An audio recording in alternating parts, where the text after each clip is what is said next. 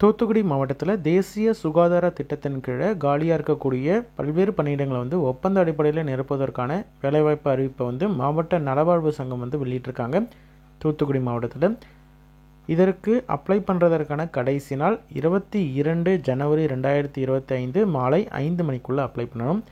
என்னென்ன பணியிடங்கள் யாரெல்லாம் அப்ளை பண்ணலாம் அப்படின்ற 1 by 1 டீட்டெயில்ஸை பார்க்கலாம். ஃபர்ஸ்ட் வந்து மாவட்ட தர ஆலோசகர்,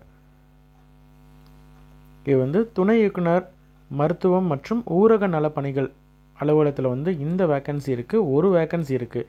இந்த போஸ்ட்டை பொறுத்த வரைக்கும் டென்டல், அதாவது பிடிஎஸ்லையோ AYUSH, nursing, social science, life சயின்ஸில் எனி கிராஜுவேஷன் டிகிரி முடித்த கேண்டிடேட், ஏதாவது ஒரு அண்டர் கிராஜுவேஷன் முடித்த கேண்டிடேட் அப்ளை பண்ணலாம். அவங்கக்கிட்ட வந்து மாஸ்டர் இன் ஹாஸ்பிட்டல் அட்மினிஸ்ட்ரேஷனோ அல்லது பப்ளிக் ஹெல்த்து எம்பிஹெச் இந்த மாதிரியான பிஜி கோர்ஸ் வந்து 2 years கோர்ஸ் முடிச்சிருக்கிறாங்க அப்படின்ற மாதிரி இருந்தாலும் 2 years எக்ஸ்பீரியன்ஸ் இருக்கக்கூடிய கேண்டிடேட்டாக இருக்காங்கன்னா அவங்க எலிஜிபிள். சரிங்களா? இதற்கான சேலரியை பொறுத்த வரைக்கும் இந்த போஸ்ட்டுக்கு 40,000 ரூபாய். மேக்ஸிமம் ஏஜ் லிமிட் வந்து 40 வயதுக்குள்ளே இருக்கக்கூடிய யார் வேணாலும் அப்ளை பண்ணலாம். அடுத்ததாக இருக்கக்கூடிய பணியிடம் என்னென்னு பார்த்தீங்கன்னா பல் மருத்துவ உதவியாளர், டென்டல் அசிஸ்டண்ட், 2 வேக்கன்சி இருக்குது. 10ஆம் வகுப்பு தேர்ச்சி பெற்றுட்டு டென்டல் சர்ஜன் கிட்ட வந்து அசிஸ்டண்ட்டாக ஒர்க் பண்ண எக்ஸ்பீரியன்ஸ் இருக்கக்கூடிய கேண்டிடேட் அப்ளை பண்ணலாம். 2 வேக்கன்சி இருக்குது. 13,800 ரூபாய் இந்த போஸ்ட்டுக்கான சேலரி. எஸ்சி/எஸ்டி கேண்டிடேட் அப்ளை பண்ணுறீங்க அப்படின்ற மாதிரி இருந்தால் 37 வயதுக்குள்ளே இருக்கணும். பிசி, எம்பிசி, டிஎன்சி கேண்டிடேட் அப்படின்ற மாதிரி இருந்தால் 34 வயதுக்குள்ளே இருக்கணும்.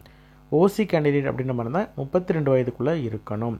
அடுத்தது ஆய்வக உதவியாளர், இதில் வந்து ஒரு வேக்கன்சி இருக்குது. கண்டிப்பாக வந்து மினிமம் 8ஆம் வகுப்பு தேர்ச்சி பெற்றிருக்கணும். அதே மாதிரி நல்ல உடன்வாக இருக்கக்கூடிய கேண்டிடேட், நல்ல விஷன் இருக்கக்கூடிய கேண்டிடேட், ஓகேங்களா? கண் திறன் மற்றும் வெளியில் போயிட்டு ஒர்க் பண்ணுறதுக்கு, ஏன்னா வந்து சாம்பிள்ஸ் கலெக்ட் பண்ணுறது இந்த மாதிரியான வெளியில் ஒர்க்கு, அவுட்டோர் ஒர்க்ஸ் பண்ணுறதுக்கு கேப்பாசிட்டி இருக்கக்கூடிய கேண்டிடேட் அப்ளை பண்ணலாம். மினிமம் 8ஆம் வகுப்பு தேர்ச்சி பெற்றிருந்தாலே போதுமானது. 8,500 ரூபாய் சேலரி. 30 வயதுக்குள்ளே இருக்கணும். சரிங்களா? அடுத்தது நுண்கதிர் வீச்சாளர், அரசு மருத்துவமனை காளான் குடியிருப்பில் இருக்கக்கூடிய ஒரு வேக்கன்சி இருக்குது. மினிமம் 10ஆம் வகுப்பு முடித்துட்டு 2 வருடம் diploma course radio diagnosis technology course வந்து முடித்த கேண்டிடேட் அப்ளை பண்ணலாம். 10,000 ரூபாய் மந்த்லி சேலரி. எஸ்சி/எஸ்டி கேண்டிடேட்னா 37 வயதுக்குள்ளே இருக்கணும். பிசி, எம்பிசி, டிஎன்சி கேண்டிடேட் அப்படின்ற மாதிரி தான் 34 வயதுக்குள்ளே இருக்கணும். ஓசி கேண்டிடேட்னா 32 வயதுக்குள்ளே இருக்கணும். அடுத்தது செவிலியர், ஸ்டாஃப் நர்ஸை பொறுத்த வரைக்கும் 2 வேக்கன்சி இருக்குது.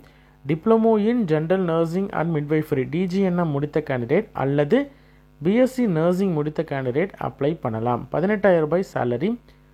மேக்ஸிமம் ஏஜ் லிமிட் 50 வயதுக்குள்ளே இருக்கக்கூடிய யார் வேணாலும் அப்ளை பண்ணலாம். டிஜிஎன்எம் ஆர் பிஎஸ்சி நர்சிங் முடித்த கேண்டிடேட் அப்ளை பண்ணலாம். எந்த விதமான எக்ஸ்பீரியன்ஸும் தேவையில்லை. நர்சிங் கவுன்சிலில் பதிவு பண்ண கேண்டிடேட்டாக இருக்கணும். வாகன துலக்குனரை பொறுத்த வரைக்கும் ஒரு வேக்கன்சி. தமிழ் எழுத படிக்க தெரிந்திருந்தால் போதுமானது. வேறு எந்த குவாலிஃபிகேஷனும் எக்ஸ்பீரியன்ஸும் தேவையில்லை. 8,500 ரூபாய் சேலரி. ஏஜ் லிமிட்டை பொறுத்த வரைக்கும் சேம் தான். எஸ்சி/எஸ்டிக்கு வந்து 37 வயது. பிசி, எம்பிசி, டிஎன்சி கேண்டிடேட்க்கு மேக்ஸிமம் ஏஜ் லிமிட் 34. ஓசி கேண்டிடேட்டை பொறுத்த வரைக்கும் 32 வயதுக்குள்ளே இருக்கணும். அடுத்தது காது கேளாத இளம் வயதினருக்கான பயிற்றுனர், ஒரு வேக்கன்சி இருக்குது. Diploma in training young deaf and hearing handicapped course வந்து முடித்திருக்கக்கூடிய கேண்டிடேட் வந்து அப்ளை பண்ணலாம். ஆர்சிஐயால் அங்கீகாரம் பெற்ற இன்ஸ்டியூட்டில் படிச்சிருக்கணும். 17,000 ரூபாய் சேலரி. அடுத்தது பல்நோக்கு மருத்துவமனை பணியாளர், அரசு தலைமை மருத்துவமனையில் இருக்கக்கூடிய ஒரு வேக்கன்சி இருக்குது. தமிழ் எழுத படிக்க தெரிந்திருந்தால் போதுமானது. 8,500 ரூபாய் சேலரி. மேக்ஸிமம் ஏஜ் லிமிட் வந்து 40, மினிமம் 18 வயதுலேருந்து 40 வயதுக்குள்ளே இருக்கக்கூடிய யார் வேணாலும் அப்ளை பண்ணலாம். பல்நோக்கு பணியாளர் எல்லா போஸ்ட்டுக்குமே பார்த்திங்கன்னா சேம் தான். சரிங்களா? ஆரம்ப சுகாதார நிலையத்தில் ஒரு வேக்கன்சியும், பல்நோக்கு மருத்துவமனை பணியாளரில் யூஹெச் அண்ட் டபிள்யூசியில் 2 வேக்கன்சியும் இருக்குது. எல்லாத்துக்குமே பார்த்திங்கன்னா தமிழ் எழுத படிக்க தெரிந்திருந்தால் போதுமானது. 8,500 ரூபாய் சேலரி. குறைந்தபட்சம் 18 வயதுலேருந்து மேக்ஸிமம் 40 வயதுக்குள்ளே இருக்கக்கூடிய யார் வேணாலும் அப்ளை பண்ணலாம். சரிங்களா? இந்த போஸ்ட் எல்லாமே பார்த்திங்கன்னா உங்களுக்கு முற்றிலும் தற்காலிகமானது, எந்த டைம்லேயும் நிரந்தரம் செய்யப்பட மாட்டாது அப்படின்றத திட்டவட்டமாக சொல்லியிருக்காங்க. 11 மாதத்துக்குள்ளே உங்களுக்கு வந்து ஒப்பந்தம் இருக்கும். இன்கேஸ் எக்ஸ்டென்ஷன் பண்ணுறாங்க அப்படின்ற மாதிரி தான் ஒரு நாள் பிரேக் விட்டுட்டு உங்களுக்கு வந்து ஃபர்தராக இன்னொரு 11 மாதங்கள் எக்ஸ்டென்ஷன் பண்ணுறதுக்கான வாய்ப்புகளும் இருக்குது.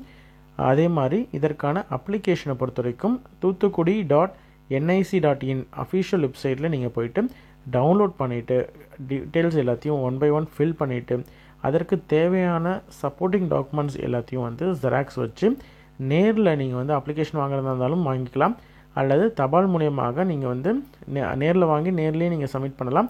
தபால் மூலியமாக நீங்கள் சப்மிட் பண்ணணும் அப்படின்ற மாதிரி இருந்தால் நிர்வாக செயலாளர், மாவட்ட நலவாழ்வு சங்கம், மாவட்ட சுகாதார அலுவலர் அலுவலகம், மாப்பிள்ளையூரணி, தூத்துக்குடி 628002 அப்படின்ற இந்த அட்ரஸ்க்கு வந்து நீங்கள் அனுப்பணும். சரிங்களா?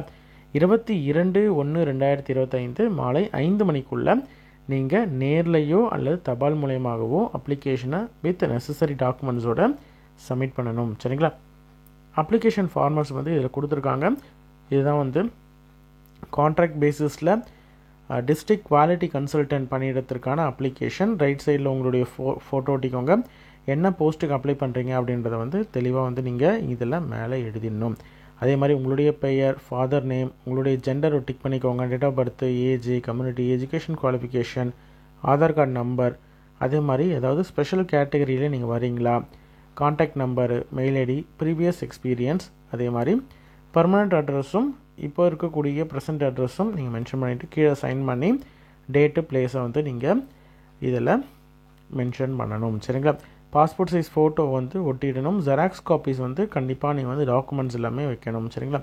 இதே மாதிரி ஒவ்வொரு போஸ்ட்டுக்கும் சேம் தான், ஆல்மோஸ்ட் எல்லாத்துக்கும் காமன் தான். மேலேயே வந்து என்னென்ன போஸ்ட் அப்படின்றத மென்ஷன் பண்ணியிருக்கும். இருந்தாலும் நீங்கள் வந்து ஒரு தடவை கீழே நேம் ஆஃப் த போஸ்ட்டில் மென்ஷன் பண்ணணும். சரிங்களா?